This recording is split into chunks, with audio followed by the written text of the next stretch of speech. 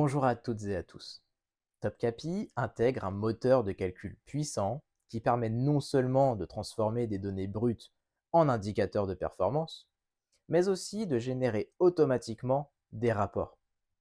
Dans cette vidéo, je vais vous montrer comment configurer des bilans depuis n'importe quel type de client et surtout vous présenter une nouveauté de la version 6.3 de TopCapi, le planificateur de tâches.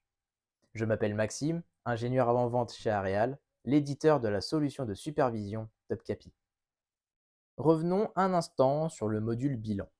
Grâce aux fonctions de calcul intégrées et prêtes à l'emploi de TopCapi, il devient très simple de mettre en place des traitements avancés tels que présenter une courbe résultant d'un calcul avancé par le biais d'une simple formule. Vous retrouverez bien évidemment la liste des fonctions dans l'aide en ligne de TopCapi. Produire dans la base de données temps réel de TopCapi des indicateurs multivariables. Vous pouvez par exemple calculer quotidiennement le débit de fuite d'un secteur et déclencher un défaut en cas de dépassement d'un seuil. Et cet exemple est d'ailleurs documenté dans l'aide en ligne de TopCapi. Vous pouvez aussi calculer des volumes déversés ainsi que des durées de surverse. Bien évidemment, ce ne sont que des exemples. Vous pouvez définir vos propres indicateurs grâce au module bilan de TopCapi. Vous pouvez aussi générer, consulter et diffuser des rapports de synthèse sous différents formats. Et enfin, alimenter en données préformatées le module de tableau de bord intégré de TopCapi, le module DataVis. Voyons maintenant comment créer un bilan depuis notre client web. Ceci est possible depuis la version 6.2 de TopCapi. Si vous ne possédez pas de client web, pas d'inquiétude, vous pouvez bien évidemment configurer votre bilan depuis le client de votre choix. Pour commencer, nous allons aller en haut à droite dans la roue crantée, puis dans la section bilan, nous allons cliquer sur configuration. Vous retrouverez ici la liste des bilans disponibles dans votre application TopCapi. Pour en créer un nouveau, nous allons cliquer sur le bouton plus, puis saisir un nom pour notre bilan. Vous retrouverez dans l'onglet général notamment les types de fichiers que vous souhaitez générer.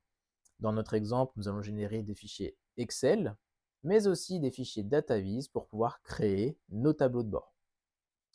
Dans l'onglet période, nous avons des périodes. Donc la période de base peut aller de 5 minutes à une période annuelle. Bien évidemment, les périodes intermédiaires et principales doivent être supérieures à la période de base. Dans notre exemple, nous allons choisir une période de base en journalier, une période intermédiaire en mensuel et nous allons décider de générer les fichiers uniquement pour cette période parce que la période principale n'est pas obligatoire. Pour chaque type de fichier, vous avez des paramètres spécifiques. Par exemple, pour les fichiers Excel, vous pouvez utiliser un modèle. Le bilan viendra alimenter ce modèle pour conserver la mise en forme de votre choix. Pour les fichiers DataVis, vous pouvez définir la liste des champs à générer en plus des données numériques. C'est très pratique pour créer des filtres dynamiques dans vos tableaux de bord. Pour ajouter des variables à votre bilan, rien de plus simple, nous allons cliquer sur le bouton plus, puis sur les trois petits points pour ouvrir la recherche de variables. Dans notre exemple, ce que nous cherchons, ce sont les retours de marche. Donc, dans la recherche, nous allons taper retour. Nous allons sélectionner sur un ouvrage la pompe numéro 1, parce que le bilan à la fin que nous souhaitons générer, c'est la comparaison des temps de marche entre deux pompes. Donc, nous sélectionnons notre variable, puis dans les fonctions de calcul, parmi la liste sélectionnée, nous allons choisir temps cumulé à 1 pour avoir donc le temps de marche de notre pompe. Pour avoir la deuxième pompe, nous allons simplement dupliquer la variable, puis retourner dans la recherche de variables pour sélectionner notre pompe numéro 2. Notre bilan est maintenant paramétré, il ne reste plus qu'à le sauvegarder. Dans la version 6.2 de TopCapi, la consolidation du bilan nécessitait un accès au serveur TopCapi pour générer la cellule tableur dédiée à cet effet. Avec la version 6.3, vous pouvez désormais consolider vos bilans directement en exploitation, et ce depuis n'importe quel type de client. Vous pouvez utiliser le planificateur de tâches pour exécuter vos bilans de manière automatique et périodique. Nous allons aller dans l'onglet Consolidation, puis nous allons cliquer sur Planificateur de tâches. Comme nous venons de créer un bilan, il n'est affecté à aucune tâche. Automatiquement, le planificateur nous propose d'en créer une nouvelle. Nous allons appuyer sur Oui.